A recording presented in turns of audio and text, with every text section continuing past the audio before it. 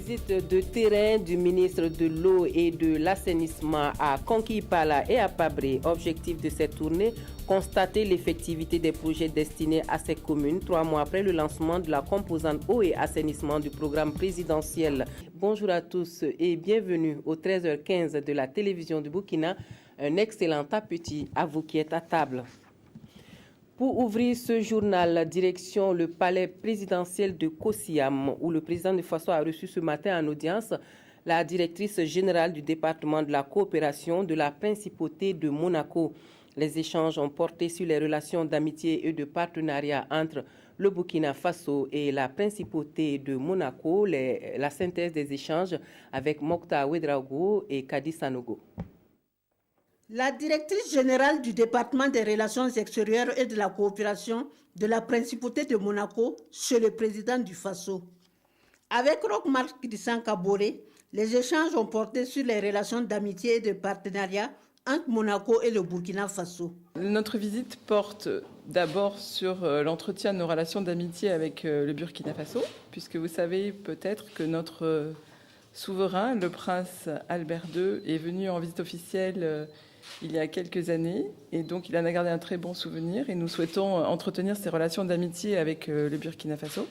Et ensuite, nous avons aussi un partenariat stratégique de coopération au développement avec le Burkina, qui date de plus de 10 ans. Et donc nous venions également renforcer, réfléchir sur les orientations futures de ce partenariat, à un moment où le Burkina, dans sa transition démocratique, a besoin de toutes les forces pour relancer son économie, répondre à les aspirations des jeunes, renforcer la dynamique sociale de ce pays. Donc nous voulons témoigner notre sympathie et le fait que le peuple monégasque se tient aux côtés du peuple burkinabé dans ce projet ambitieux et que nous soutenons. La principauté de Monaco a à son actif plusieurs projets au Burkina. On peut citer la protection civile, la formation professionnelle et la lutte contre la drépanocytose. Dernier acte de partenariat en date, la principauté de Monaco finance à travers sa Croix-Rouge la réalisation du centre polyvalent de formation de la Croix-Rouge burkinabé à Lumbila, un centre dédié à l'éducation et à la formation certes, mais aussi à l'autofinancement de la Croix-Rouge burkinabé. Le lancement des travaux a eu lieu en présence de Souleymane Sanou et Omar Zombri. Voici ce à quoi va ressembler le futur centre de formation polyvalent dont la première pierre est symboliquement posée ici à Lumbila, sur ce site qui appartient à la Croix-Rouge burkinabé. Ce centre a une triple vocation, celle d'éduquer, de former la jeunesse et d'autofinancer les projets de la Croix-Rouge. Les formations que nous voulons initier ici, c'est d'abord les premiers secours, c'est l'hôtellerie, la restauration et le maraîchage et le sport. Et il y aura des logements où les gens vont payer quelque chose qui vont permettre à la Croix-Rouge de financer d'autres projets. Quand vous regardez les prestations que vont offrir le centre, vous voyez qu'il y a une place pour les personnes en situation de difficulté. Il y aura la prise en charge de la famille de l'enfant dans ce centre. Bon, c'est de l'humanitaire et ça rentre dans les objectifs de notre ministère. Ce centre de formation polyvalent est financé par la Croix-Rouge de la Principauté de Monaco. Le centre va coûter une somme relativement importante, mais je crois qu'au-delà de ces montants, ce qui est important, c'est la mobilisation de tous pour pouvoir faire naître ce centre, en faire un centre qui soit durable, qui soit profitable, qui réduise les inégalités sur le long terme. À la fin des travaux, c'est un bâtiment R+3 et une vingtaine de chambres d'hôtes qui sont attendues sur ce site. Une salle sera aussi aménagée pour accueillir des manifestations, événements et congrès. Le ministre de l'Eau et de l'Assainissement sur le terrain pour constater l'effectivité des projets 3 mois après le lancement de la composante eau et assainissement du programme présidentiel. Ambraz Nyuga Ouedraogo et ses techniciens étaient à Konki-Ipala et à Pabré où ils ont visité forages et latrines en pleine construction. Des précisions avec Moumouni Soubega. Un forage en pleine réalisation, nous sommes à Sogué dans la commune rurale de Konki-Ipala. C'est un projet du programme présidentiel d'urgence eau et assainissement. Dans cette commune, 10 forages équipés de pompes à motricité humaine seront réalisés d'ici fin septembre 2016. La concrétisation de ce programme est saluée par les bénéficiaires qui ont traduit leur reconnaissance aux autorités. Après Sogué, le ministre Ouedraogo et son équipe ont mis le cap sur Salé dans la commune de Pabré. Ici, 70 latrines familiales sont en exécution. Dans la région du centre, nous avons 4 types de prestations. La réalisation des ouvrages neufs, notamment des forages neufs, la réhabilitation des forages, ainsi que la prestation relative aux ouvrages d'assainissement, les latrines familiales. Et enfin, une étude de faisabilité d'une AEPS dans la commune rurale de Kouré. Là, à ce niveau, on est toujours en attente de publication des résultats. C'est la première sortie et déjà le ministre affiche une note de satisfaction. Le premier forage pratiquement dans la région, pour ne pas dire dans la province, est fait. Il reste juste les travaux de finition. La partie assainissement, l'objectif est aussi connu, plus de 340 000 latrines familiales à faire pour les 5 ans. Nous sommes satisfaits du début des travaux. 113 forages et plus de 7000 latrines ont déjà été réalisés. 0 corvée d'eau d'ici à 2020, c'est l'objectif visé et le département en charge de l'eau et de l'assainissement compte tout suivre de près pour respecter les engagements et soulager les populations. Le nouveau formulaire de déclaration d'intérêt et de patrimoine de certaines personnalités publiques prend en compte certaines dispositions de la loi anticorruption du 25 mars 2015. Le formulaire actualisé et conforme aux prescriptions de cette loi est en cours de validation à Ouagadougou. Des précisions avec Konsoun Koulibaly et Mounira Keri. La nouvelle version du formulaire de déclaration d'intérêt et de patrimoine est en cours de validation. L'ancien formulaire ne prenait pas en compte toutes les exigences de la nouvelle loi anticorruption. Une loi qui fait obligation aux personnalités concernées de faire la déclaration de biens à l'entrée en fonction, mais aussi d'actualiser annuellement cette déclaration. Le formulaire qui existait et qui était administré par le Conseil constitutionnel, nous nous rendons compte que beaucoup d'aspects du patrimoine n'étaient pas pris en compte.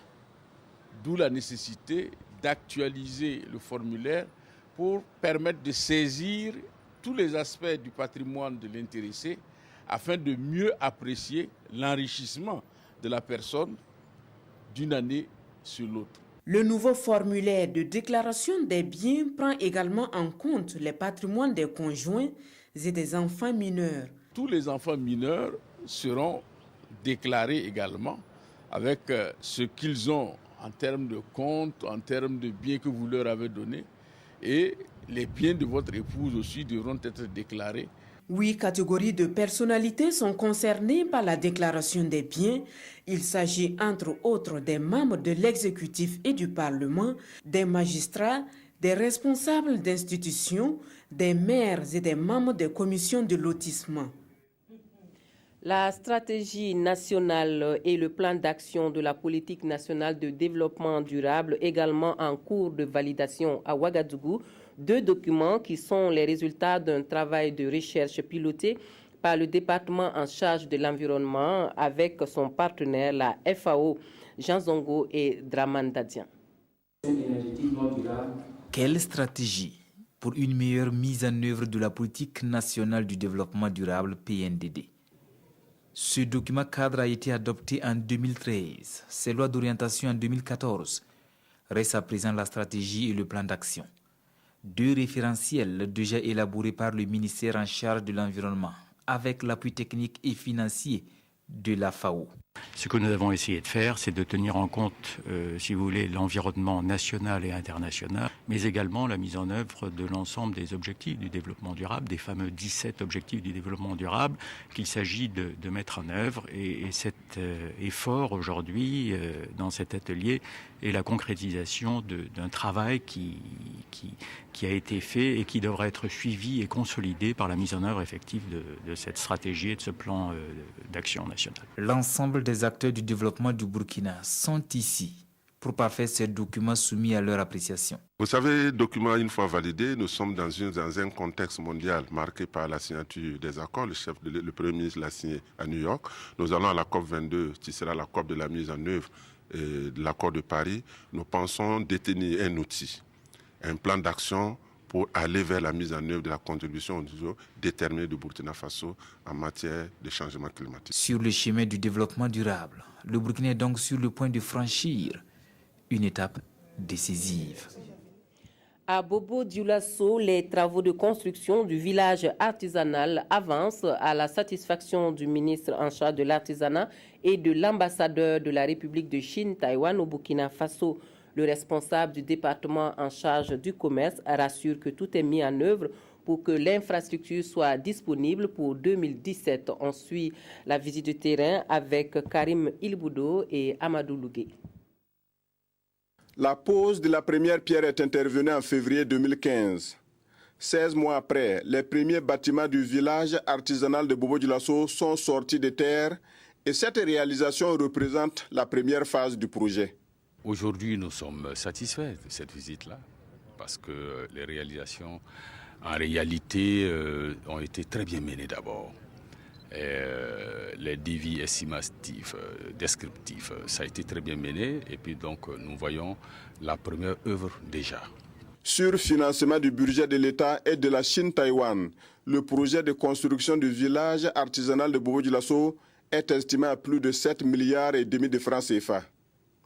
Et présentement, 5,7 milliards de francs CFA sont attendus pour finaliser l'ensemble des travaux et mettre l'infrastructure à la disposition des artisans. Je peux vous assurer qu'une fois qu'on a commencé ce projet de village artisanal de Bobo, on ne peut pas arrêter à ce moment. Il y a la deuxième phase, il y a la troisième phase. Bon, je crois qu'on va accompagner le gouvernement burkinabé à réaliser 100% de ce projet. L'infrastructure devrait contribuer à la croissance économique de la région des Hauts-Bassins et au rayonnement de l'artisanat burkinabé.